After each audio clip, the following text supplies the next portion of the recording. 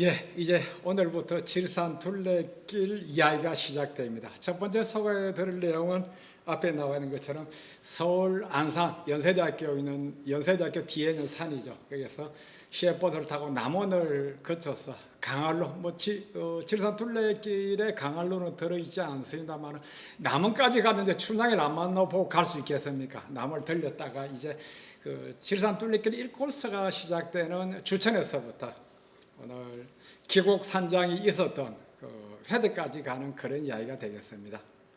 자, 남원 시외버스 터미널에 내려가지고 강활로로 가기 위해서 가면은 이런 길이 나오는데 이게 요천입니다. 이제 그 지리산 천갈래길, 만갈래길, 물길이 모여서 된 곳이 이 요천이니까 저는 이미 요천을 걸을 때 이미 지리산과 만난 거와 마찬가지죠. 가면은 요천에 이런 게 있습니다. 이리 오너라 업고 놀자 그러는데 제가 여기 갈 때요, 제가 이팔 청춘의 그 춘향이하고 마치 사랑에 빠진 듯한 그런 주책머리 없는 그게 그 착각에 빠져서 이런 노래를 한번 불러봤죠. 이리 오너라 업고 놀자, 이리 오너라 업고 놀아, 네가 무엇을 먹으려느냐, 둥글둥글 수박 읍봉지 떼뜨리고 강릉 백청을 따르르라 부어. 좀 웃기죠. 영국에서는 신사가 되려고 그러면 악기 하나를 다뤄야 된답니다. 그래서 저도 기타를 배워보려고 기타를 2개씩이나 사서 하나는 집에다 두고 하나는 사무실에 두고 학원까지 나갔는데 잘 안 되더라고요. 그 다음에는 드럼을 배우러 갔는데 또 제가 박자 치더라고요. 그래서 그냥 판소리를 한 3개월간 개인 지도를 받았습니다. 한 곡 정도는 할 수 있게 되었더라고요. 요 사진은 김은호 화백이 그린 그 강활로 안에 있는 춘향전 영정사진입니다. 그때 제가 4월이었는데요. 그 강활로에 가니까 이렇게 봄색이 완연하더라고요.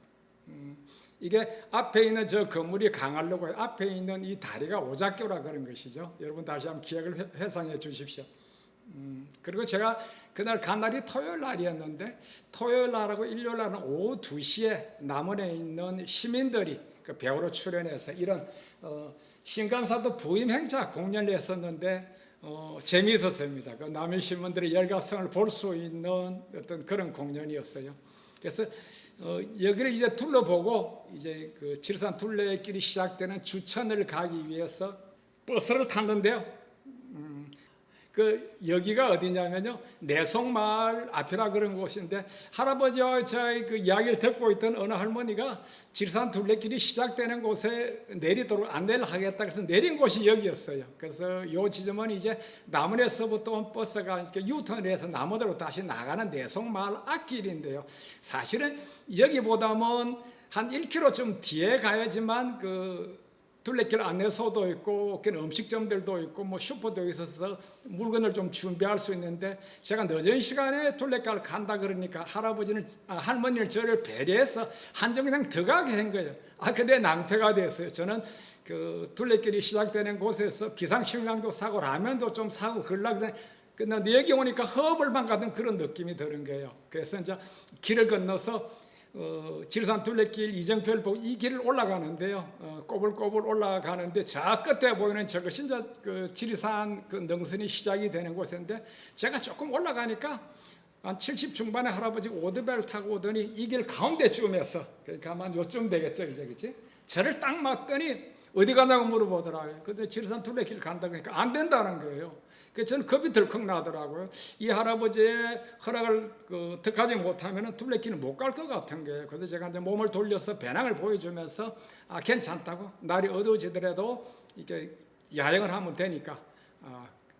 그래 보니까 가만 보니까 저는 이 할아버지가 둘레길 관리하는 관리원이 아닌가 생각이 드는데 자세히 보니까 그저 시골 할아버지더라고요. 그래서 제가 감사합니다 하고 그냥 그 할아버지를 통계해서 갔더니 할아버지가 섭섭한 어더로 아니 뭐 감사할 게 뭐 있고서 그러더라고요.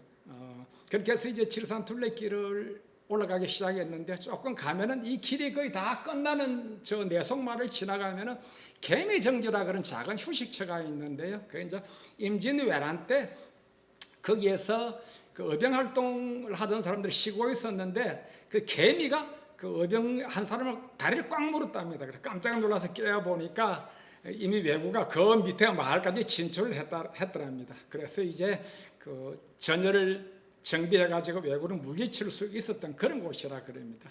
자, 여기를 좀 지나가면 한적한 산길이 나오는데요. 산길을 조금 올라가면 소나무가 아주 우거진 그런 솔정지라 그런 것이 나오거든요. 자, 거기에 가니까 이제 긴장이 풀어져서 이제 배가 고프더라고요.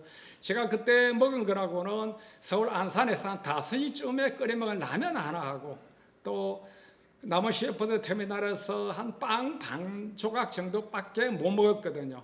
그래서 라면 한 그릇과 빵 반 조각을 먹고 이 시간까지 그 시간에 한 그 5시 반 6시쯤 다 됐는데 그때까지 활동을 할 수 있었으니까 인체의 효율은 대단한 것 같았어요. 자, 빵을 먹고 나니까 엄청 목이 마르더라고요. 사실은 칠산 둘레길 시작되는 곳에서 비상식량과 물도 좀 준비해야 되는데 그런 곳이 없었으니까 제가 한정날 더 와버렸으니까 그냥 마음이 급해서 빨리 지리산에 들고 싶은 마음으로 올라왔던 거죠. 이제 그래서 이제 솔정지에서 이 빵을 먹고 나니까 갈증이 매우 심하더라고요. 그래서 어떻게 했겠습니까? 이게 바로 진달래꽃이죠. 진달래꽃은 참꽃이라 그래요. 먹을 것이 귀할 때는 먹는 것은 다 좋고 참인 것이었어요. 이 진달래는 지리산의 그 혹한을 이겨내고 꽃을 피운 거 아니겠습니까? 그래서 진달래한테 야 미안하다 그렇게 인사를 하고 이 진달래를 한 움큼 뜯어서 그 갈증을 좀 해소했습니다. 좀 더 가면은 이제 이게 용소나무인데요. 마치 용트름 하는 것처럼 소나무가 그렇게 돼 있죠. 신령스럽죠. 이제 그 앞에 보면 돌무덤을 쌓아놔서 그 길송과 장군들의 무사 안녕을 빌었던 그런 곳이 있어요. 그러니까 여기를 조금 더 지나가니까 산에서 내려오는 작은 계곡이 있었는데요. 물을 먹으려고 엎드려 보니까 안에 도롱뇽 알이 가득 들은 게예요. 그래도 어떻게 하겠습니까? 그 물을 잔뜩 먹고는 또 수통에다 하나 담았죠. 저녁을 끓여 먹으려고. 그래서 이제 아주 가파른 돌계단을 오른 다음에 다시 또 오르막이 있으면 내리막이 있지 않겠습니까? 내리막을 내려가니까 내송마을 앞에 비닐하우스로 만들었던 간이 매점이 있더라고요. 근데 그 시간에 이미 어둑해지기 시작해가지고 그 간이 휴게소 비닐하우스의 문은 잠겨 있고 또 그 파라솔도 다 접혀 있더라고요. 이제 날이 어둑해지기 시작해서 또 비가 곧 떨어질 것 같아요. 여러분 비가 떨어질라 그러면 어떤 느낌이 드는지 아십니까? 피부에 마치 강한 습기가 다다다 이렇게 부는 그런 느낌이 들거든요. 날도 어두워지기 시작했고 이제 비도 멀지 않은 곳에 있는 듯해서 그 간이 그 매점에서 라면을 이제 끓여 먹었습니다. 그러니까 이제 라면 끓여 먹고 나니까 비가 오기 시작하고 날이 완전히 어두워졌어요. 근데 그 근방에서는 야영을 할 만한 그런 곳이 없더라고요. 그래서 마을 쪽으로 가면은 저 앞에 불 켜져 있는 그런 회등 마을이 있었거든요. 거기 가면은 정자가 있지 않겠느냐 하고 도로를 따라서 이렇게 가니까 마을 입구에 도착되기 전에 아주 낡은 창고가 하나 있더라고요. 그 창고가 이 창고입니다. 그때가 이제 검음이고 비가 와가지고 주위를 분간할 수가 없었어요. 랜턴을 켜보니까 안에 그 농자재들이 어지럽게 있지만은 이렇게 그 벽이 맥혀 있어가지고 하룻밤은 비를 피해서 잘 수 있을 것 같더라고요. 그래서 이 안에다가 이제 이렇게 텐트를 쳤죠. 텐트를 치고 나니까 이제 문제되는 거는 이렇게 폰을 충전해야 되거든요. 야영을 할 때 3가지 조건이 있어요. 첫 번째는 물이 있어야 합니다. 물은 제가 저 앞에 도롱뇽 알이 있는 데서 받아왔다 그랬죠. 그 다음에 두 번째는 전기가 있어야 돼요. 마치 그 전기는 좀 창고 그 앞에 그 야전 화장실이 하나 있도록 전기는 해결이 됐고 세 번째는 지붕이 있어야 하거든요. 이 창고도 좀 낡고 엉성하지만 지붕이 있으니까 어떻게 보면 조금 완벽하지는 않지만 물을 제가 가져왔고 또 화장실에 전기를 쓸 수도 있고 지붕도 있으니까 야영의 3대 조건을 구비한 거죠. 여기다 이렇게 텐트를 쳐놓고 나서 야영을 하기 위해서 충전을 하기 위해서 조금 더 아래로 내려가니까 그 야전 변소 같은 데다 꽂으니까 충전이 되더라고요. 이렇게 외진 곳에 깨끗하고 물이 나오고 전기가 들어온다는 게 너무 신기하고 고마웠어요. 그래서 이제 충전기를 꽂아놓고 밖에서 기다리고 있는데 너무 춥더라고요. 그래서 이제 이 도로를 좀 따라 걷자 하고 이제 마을 가는 반대 방향으로 이제 그 구룡 폭포가 있는 쪽으로 걸어가는데 아까 제가 비도 오고 거문이고 또 여기에서 산 그림자까지 더해져서 너무 어둡더라고요. 그래서 어두우면은 원초적인 두려움을 불러오거든요. 우리의 어떤 내면 세계는, 우리의 무의식 속에는 어둠에 대한 두려움을 가지고 있는 것 같아요. 아마 쭉 원시 조상에서부터 어두웠을 때 여러 가지로 외지가 침입을 받거나 또 아니면 동물들의 침입을 받거나 또는 어두웠을 때 여러 가지로 좀 안 좋은 일이 있었던 것 같아요. 그래서 어둠에 대한 대비를 잘했던 어떤 사람들이 그 생존의 가능성이 높았었고, 생존의 가능성이 높았던 후손들이 바로 우리니까 우리의 내면에도 어둠에 대한 두려움이 있거든요. 자, 한번 내 안에서 두렵다는 생각이 들면은 이 두려움이 거기서 끝이지 않고 마치 연기가 피어나듯이 사방으로 피어가는데요. 제 옷깃이 이렇게 제가 걸을 때마다 이렇게 바지 가르니까 스치는 그 소리에 내가 놀라는 게 마치 주위에서 누가 나타나서 나를 이렇게 공격하는 듯한 그런 느낌이 들었어요. 그래서 겁이 나가지고 그 산책도 많이 못하고 이제 다시 이제 화장실 앞에 와서 충전되길 기다렸다가 한 10시 반쯤 돼서 이 텐트가 쳐져 있는 여기를 왔는데요. 비가 오니까 어떤 문제가 있냐 그러면은 이 지붕 의 석가래에 물이 들어가가지고 삐걱삐걱 소리가 나는 거예요. 그러니까 순간적으로 기곡산장에 들어왔다는 그런 느낌이 들었거든요. 제가 우리 마음은 한 번에 한 가지밖에 못하거든요. 내 안에서 어떤 두려움이 만들어지면은 이 두려움이 계속 번져나가잖아요. 그래서 저는 이 두려운 생각을 차단하기 위해서 제가 기억하고 있는 가장 아름다운 추억을 생각했는데 그게 뭐냐 그러면요.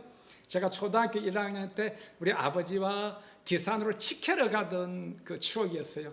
통상에 이제 치케로 갈 때는 우리 골목대장격인 우리 형이 이때 그 동네 애들 다 아침밥 시켜가지고 뭐 되는 대로 사비건 또 꽃갱이건 가지고 이제 그 산을 가는데 치케로 가는 산에 가기 전에는 호랑이가 살았다는 그런 아주 큰 바위 동굴이 있었어요. 거기를 지나고 이제 그 산에 가서 칡을 캐면은 그때는 뭐 나무가 이렇게 별로 산이 없었어요. 그래서 산을 이렇게 황폐화시킨다고 저 아래 마을에서 산주가 야 이놈들아 하고 잡으러 오면은 저는 그때 심각히 했으니까 오금이 저려오는 그런 불안을 느끼고 도망쳤던 그런 기억이 있거든요.